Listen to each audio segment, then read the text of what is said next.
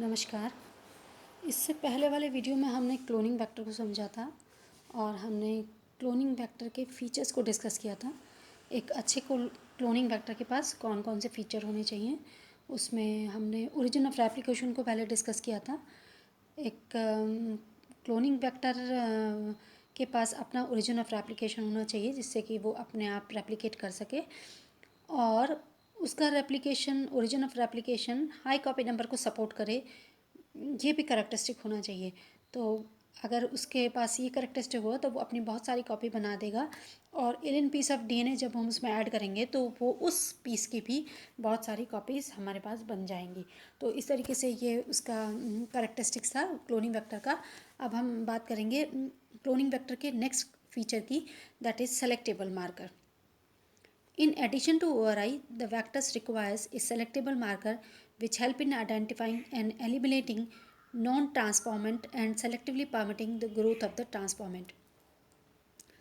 जब हम किसी भी वेक्टर में कोई भी एलियन पीस ऑफ डीएनए डालते हैं तो हम उसको रिकॉम्बिनेंट बना देते हैं, क्योंकि इसमें हमने बाहर से डीएनए को ऐड करा दिया। तो ये रिकॉम्बिनेंट बनाने का जो प्रोसेस होता है that is a in vitro process, मतलब ये लेबोरेटरी में किया जाता है, ये टेस्ट ट्यूब में किया जाता है। तो हम कल्चर मीडिया में वो सारी रिक्वायरमेंट डाल देते हैं जो कि इसके रिकॉम्बिनेशन के लिए ज़रूरी है, रिकॉम्बिनेंट बनने के लिए ज़रूरी है। तो हमने फॉरेन डीएनए डाल दिया, साथ में वेक्टर्स डाल दिए। सपोज हमने कोई भी टेस्ट ट्यूब में हम एक्सपेरिमेंट कर रहे थे, उसमें हमने 100 वेक्टर डाले, तो 100 में से अब ये बाई चांस प्रोसेस है, तो मतलब ये हमने सारी कंडीशन फुलफिल करी हैं, लेकिन फिर भी ऐसा नहीं है कि 100 के 100 जो वेक्टर हैं उनमें alien piece of DNA add हो जाए।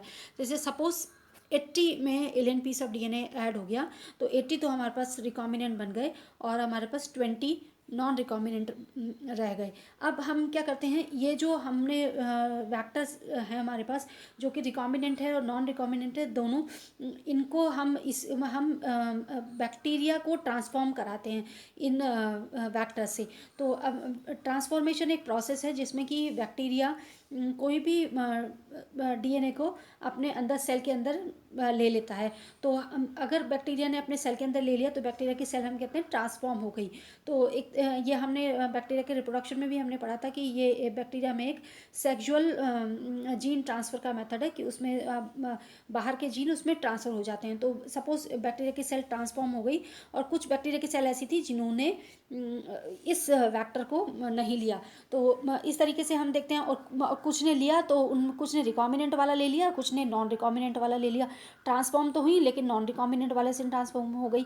तो अब हमें बैक्टीरिया की सेल को सेलेक्ट करना है, कौन सी वाली बैक्टीरिया की सेल को, जो कि रिकॉम्बिनेंट डीएनए से, जो कि हमने रिकॉम्बिनेंट वेक्टर था उससे ट्रांसफॉर्म हुई है, यानी वो ट्रांसफॉर्म हो गई हैं किससे, जिसके पास रिकॉम्बिनेंट डीएनए था।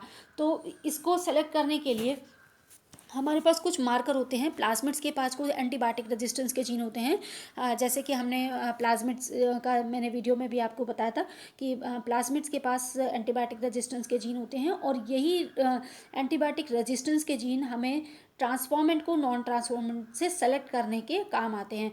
तो इससे मैं कुछ एग्जांपल दिए हुए एंटीबायोटिक रेजिस्टेंस के जीन के, जैसे कि एम्पिसिलिन है, क्लोरामफेनिकोल है, टेट्रासाइक्लिन है, कैरामाइसिन है। तो इनको हम इसमें बायोटेक्नोलॉजी में एज ए सेलेक्टेबल मार्कर के की तरह यूज़ करते हैं, जो कि हमें ट्रांसफॉर्म्ड बैक्टीरिया को नॉन ट्रांसफॉर्म्ड बैक्टीरिया से सेलेक्ट करने के काम आता है।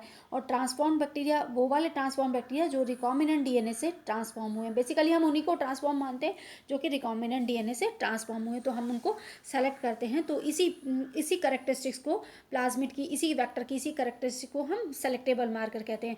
तो प्लाज्मिड के पास ये करेक्टरिस्टिक्स हैं, तो ये करेक्टरिस्टिक्स हम बैक्टीरिया को, ट्रांसफॉर्म बैक्टीरिया को सेलेक्ट करने के लिए यूज़ करते हैं, तो इन्हीं को हम सेलेक्टेबल मार्कर कहते हैं।